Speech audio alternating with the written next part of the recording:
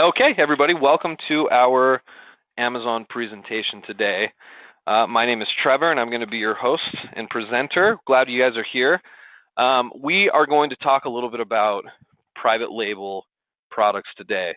And this is going to be geared more towards you guys that have never done any private labeling. I want to talk about, number one, what are the pros and cons of doing a private label product?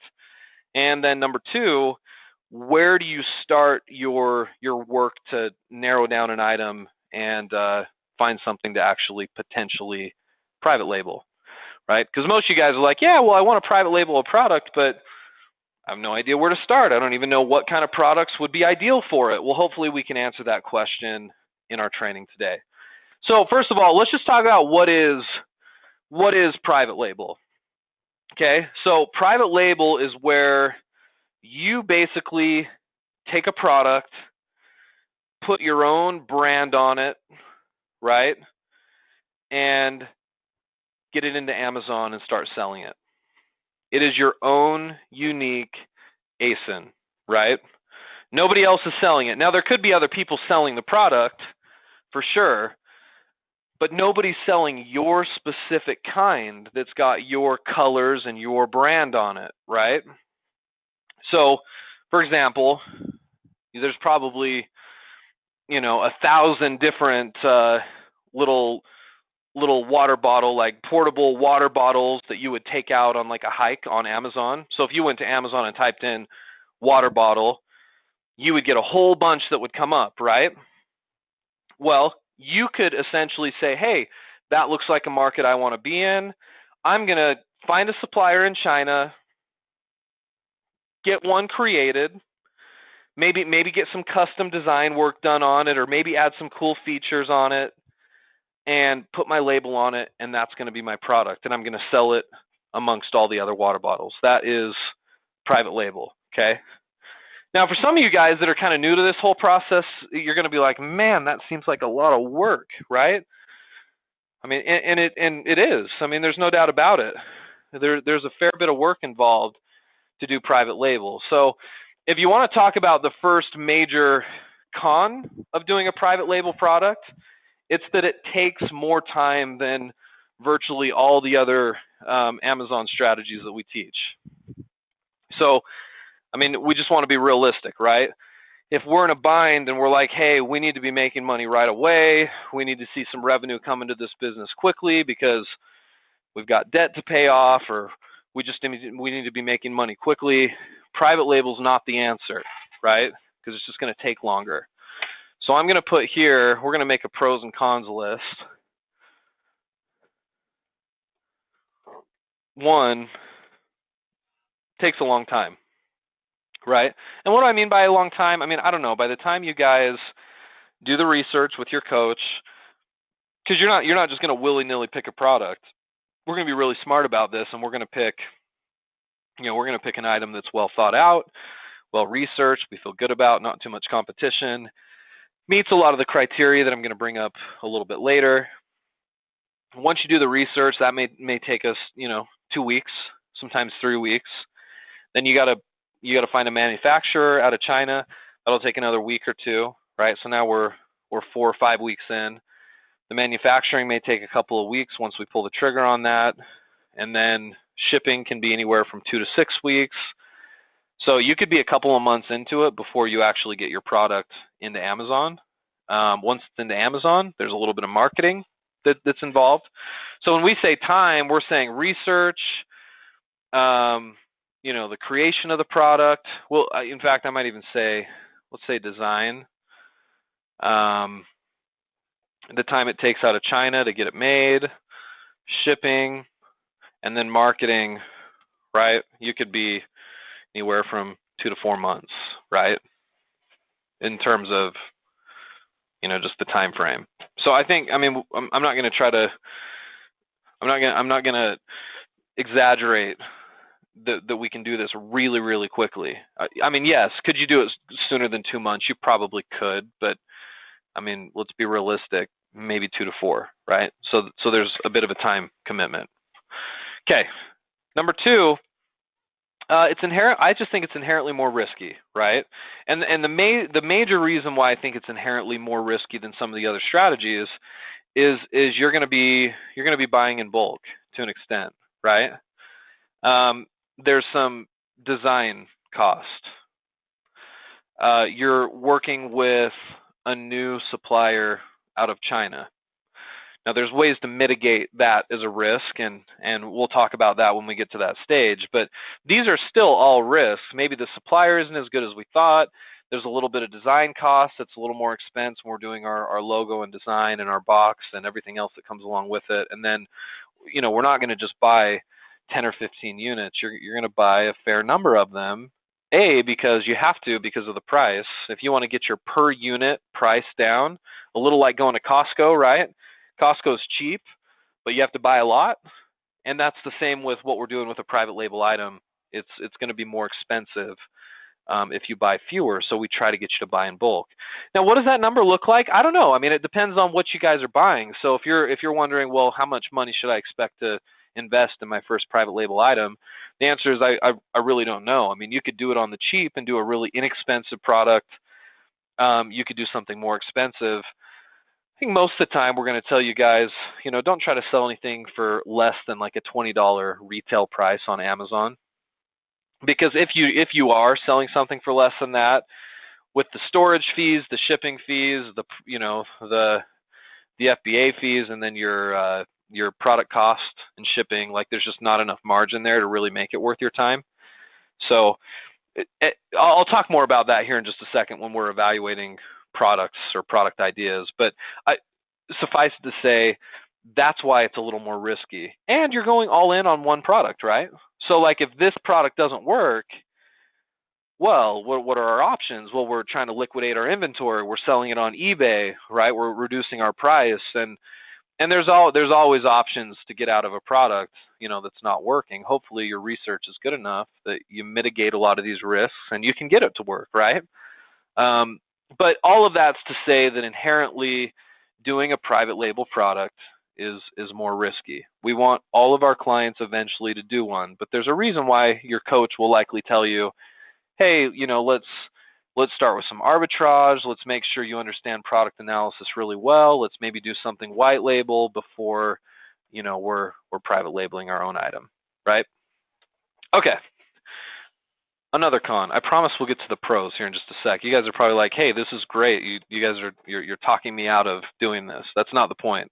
I just want to give you some of the cons, the risks, right? So a con is, and this is a pro and a con, but I will list it under both. Your product has its own ASIN. Okay. Now, that can be looked at as a pro and a con. It's a con in the sense that when you first launch your product, it's going to be on Amazon, but it's likely not going to rank very high. So it's not going to have high rankings. It's not going to have a low BSR because it hasn't been selling yet, right? It's not going to be easy for people to organically find it. So what that means is, you have to market the product. Whereas if you guys are selling something that already exists on Amazon, we're not going to sell the item unless it's already selling and it's already inherently ranking well, right? On your own product, you have to you're responsible for it. You're going to be the only seller on it. You're responsible to get it found and ranked high, which means you have some marketing cost and time that needs to go into the product. Again, that's a pro and a con, and I'll tell you why it's a pro here in just a minute. Okay, so why is that a con though? Well, that's going to cost time and money, right? That's the major issue. Okay, and there's probably some other cons. I don't want to focus more on this. Those are the major ones. Let's look at the pros. Number one, you've got big upside, right? Which means if you do a good job on this, you're creating a product, depending on the market, that could make you whatever it is. I mean, it depends on the item, but it could make you $1,500 a month for the next 10 years of your life, right? Or if it's a better product with more upside, maybe it's something that could make you $5,000 a month for the next 10 years of your life. Like there's big upside in private label items because you have to remember you're never going to have any competition on the ASIN. You're the only one who owns the brand, and so therefore nobody else can sell the product. So if you can get it to rank really high and sell really well, you will capitalize on every single one of those sales. Whereas if you're doing arbitrage and you find a really good product that's selling well on Amazon and you're just a seller of that product, at any one time somebody else could come in and start selling it with you, and then boom, your sales are cut in half, right? So there's major upside in private label. Like you can really make big dollars if you do this right. And I think that's why this is fairly attractive to so many of our clients. Okay.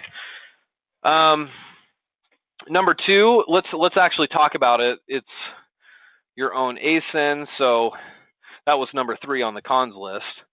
So this is a good thing because no other sellers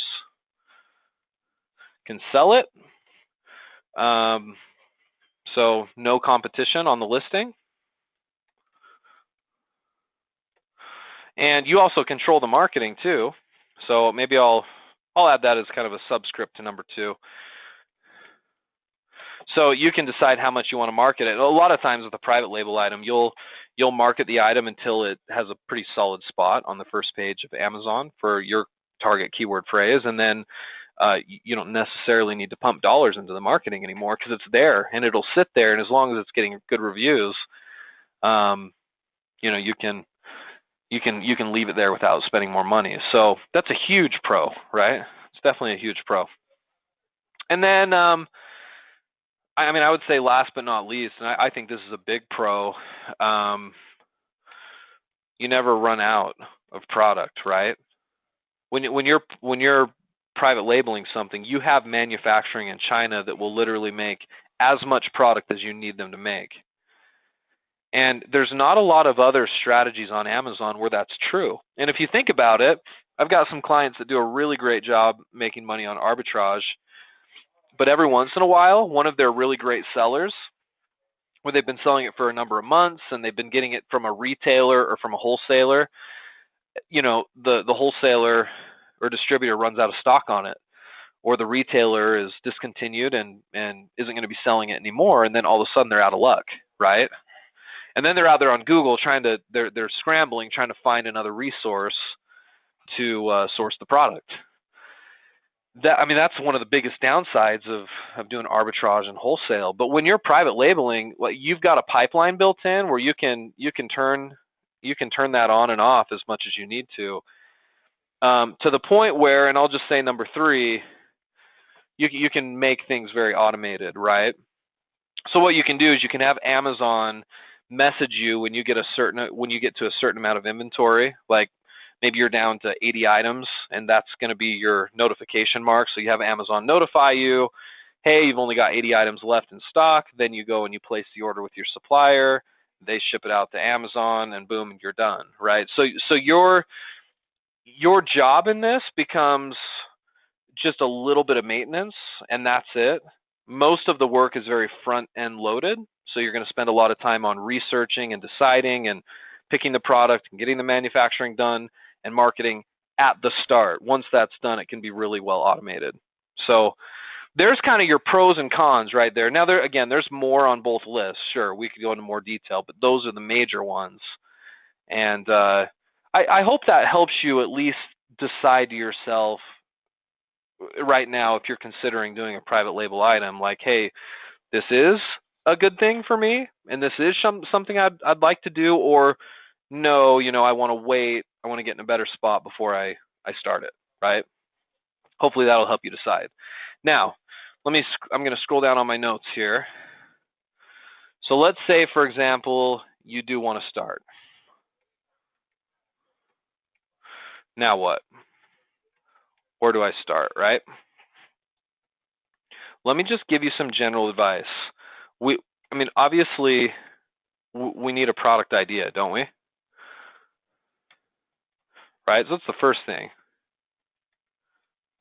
We need a product idea. What do we sell? And how do we know what to look for? I want to give you some general criteria. to look at and to think about. And I'm going to make this list right here with you so you can use this as a way to eliminate products, right? You don't know whether you should be selling office furniture or kitchen gadgets, right? How do we evaluate the pros and cons of each? Well, here's your general criteria, okay? Number one, if we're looking to do something private label, we want to do something that's lightweight, okay? And I guess what I mean by lightweight is, let's say less than 3 pounds, roughly. Now, does that mean you have to eliminate something if it's 4 pounds? No, this is just general guidance, right? But I'm going to say, let's shoot for less than 3 pounds, and here's why. Remember, there's considerable cost when you're talking about physical products in the cost of shipping those physical products, and you're getting them manufactured and sent across seas, and that potentially to you and then you to Amazon, sometimes directly from manufacturer into Amazon, just depending on the situation. But the bottom line is there's cost there, and there's also cost when Amazon has to ship it out as well. So I bring that up to say, if you're thinking initially for your first product that you want to sell, office chairs, right, that are bulky and heavy, that I'm going to steer you away from that, because I think that's just going to be too expensive to begin with. Now, do people do stuff like that? Sure they do. And is there money in it? There can be, right? But if we're doing our first product, let's make sure we eliminate some of those potential issues. Less than 3 pounds, and hopefully it's something that you can carry. It can fit in the palm of both of your hands, right? It's not going to be too large and too awkward, because with Amazon there are storage fees, and if you've got something that is just big and bulky, it's in a bigger box, but it's still lightweight, it's still going to cost you a little bit more to store in an Amazon warehouse, because they take their storage space really seriously, right? So less than 3 pounds, not in an awkward, bulky box, okay? That's good advice, and that should immediately eliminate a lot of potential ideas in your head, right? Number 2, price. Likely you're going to sell something no lower than $20 retail, right? And we talked about why that was just a moment ago, right? There's a lot of cost that goes into making a product and shipping a product. If you're not selling it for more than 20, it's hard to justify. Now, there's times where that's not true. Like if you were one of the first to the fidget spinner craze, those didn't retail for 20. Those were retailing for, $5 to $10 or whatever. You would have made a ton of money, obviously. But that's because you would have had to have been first to that craze. If you're trying to sell fidget spinners now, you're just not going to be able to do it. The fad has mostly passed, and the prices are so cheap now, there just wouldn't be a lot of money in it. So I think there are exceptions to this rule, but not very many. I think I'd like to have you guys target something that's more than $20 retail, okay? And I'm not going to put a high side cap on that. I mean, if you're going to retail stuff that's like $200, I don't see a problem with that either, right? But the downside is, if you're buying in bulk and you're going to retail it for $200, you're probably buying it for at least $50 or $60 a pop, manufactured. So maybe lower depending on the item, but still, that's going to eliminate your ability to buy a whole lot of those in bulk, and maybe that's going to eliminate your ability to do the product as a whole. So I don't think I would do, really expensive items, but nothing lower than about $20, if that makes sense. Okay. Next one. And there's 5 here. I'm going to say little brand recognition. Okay. So here's the general idea. I don't want you to sell something that's totally dominated by major brands, right? So if you told me, hey, I want to sell athletic shoes, right? I want to sell basketball shoes. That's going to be my niche. They're less than 3 pounds, or some of them are. They're definitely higher than a $20 retail price. They're not going to be in a big awkward box, but we're going to get to number 3 here, and I'm going to say, okay, well, is your product dominated by major brands? Or do people exclusively shop your product based on brand? And your answer is going to be yes, right? Because that's how people look for athletic shoes. They're very brand loyal, right? They're not going to buy, most often, they're not going to buy a generic brand. That would immediately eliminate that idea, and that's smart, because I don't want you going up against the likes of, Nike, Puma, Adidas, right? You're just going to have a hard time finding real estate on the first page of Amazon for some of your major keywords. So stay away from big brand dominated industries. Now, how do I know if it's majorly dominated by a brand? Well, what I would do is I would hop onto Amazon, type in your major core keyword phrase, and see what the first page of Amazon results look like, right? If they're dominated by major brands, and the majority are brands that you recognize, then don't sell it, right? But if I get onto the first page of Amazon and I see a bunch of stuff that, I've never really heard of the brand, or I don't think that the industry is really brand driven, and you can talk to your coach about that, because I know that sounds somewhat subjective, then that might be a good option for you, okay? So I'll say, look at first page of Amazon and evaluate from there, okay? All right. Number 4. And by the way, stop me if you guys have questions about any of this. I'm happy to elaborate. Okay, so we need demand for our product, and on Amazon, we look at demand as BSR, right? Or bestseller rank. So what I like to have you guys do is on the first page of your target keyword phrase, we want to see an average BSR of maybe 15K or lower, right?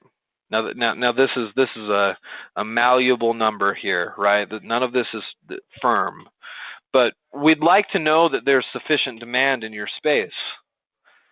I don't want to go through the effort to private label something that's got very little demand, and by the time I rank and dominate on the first page, then I'm still not selling very many, because people just aren't buying it at a rate that's sustainable for me, right?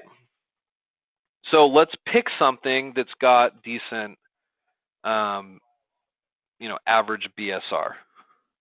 And we'll talk about how to do that in an efficient way later, but that's the general concept, okay?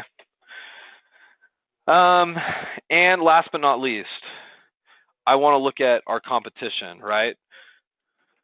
We don't just look at demand, we need to look at competition as well. How do we look at competition on demand or on Amazon? Generally, we would look at review counts.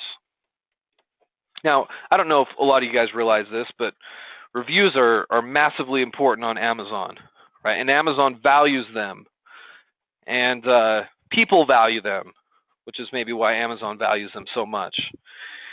All things equal, if there's a product that has 10 reviews that average 4.5 stars, and there's another product that has 20 reviews averaging 4.5 stars, who ranks higher?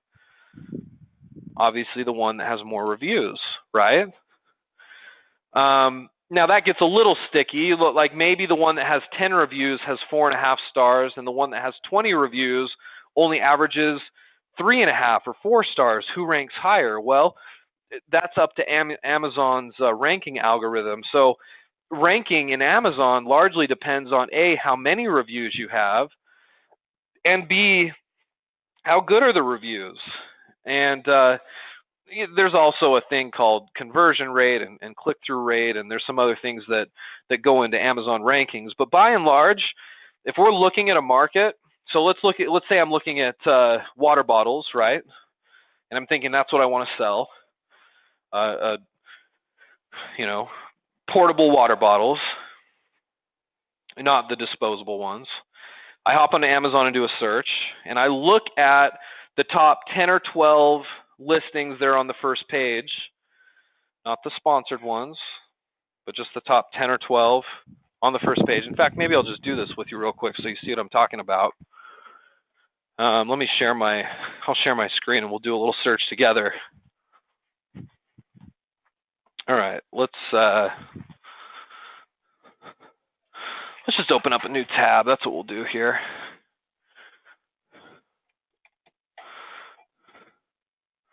So we're going to say this is a hiking water bottle, okay? And so as I'm looking here, I'm going to skip these sponsored, right? Because sponsored are being paid for. So these right here, I'm not considering those. People are paying to be there, and it doesn't impact anything that we're looking at. We want to look at these ones, right? So this is an organic listing. Average 4.5 stars, 6,100 reviews, right? As I scroll down, average 4.5 stars, 3,200 reviews. Average 4 stars, 1,800, 800, 168, 2,400, 1,600, 8, so on and so forth, right? 323, 1,700. So what we're going to say is when you do this research, you want to see an average review count of like 200 or less, right? That would be ideal. So looking at this market, would I get into it? Probably not. The review counts are really high. Now that doesn't mean that I can't eventually compete with these kind of products. Like over time, I hope to have several thousand reviews on my product as well.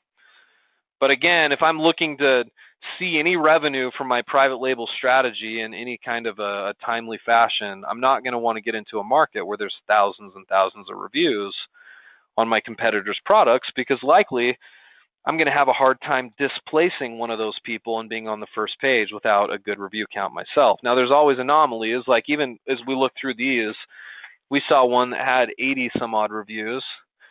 This has 8, but this is sponsored, so this doesn't count. This only has 163. This one only 128, but this one has 2,900 and 5,100. The average, or at least maybe we could look at the median, is still going to be pretty high, so I'm going to eliminate this as an option, right? It might fit all the other criteria, but the review count thing is going to remove a lot of your ideas. So, ideally, when we look at evaluating our first private label item, ideally it passes these 5 criteria with flying colors, right? And the more close it is to these 5, the better chance you have of eliminating risk and having a really successful experience. If you ignore these, your risk increases, right? So what we're trying to do is nothing is ever guaranteed. There's too many variables, market conditions, your skill set, so on and so forth. But if you can follow these general guidelines, you're going to have a far better chance of succeeding here. And I think that's important, right? Because if you're going to spend the time and money to do your own private label item, well, let's make sure we do it right, okay? Okay, so hopefully this gets you started. The whole goal of today's session was to explain to you, hey, here are the pros and cons, which we looked at. So A, is private label right for you right now?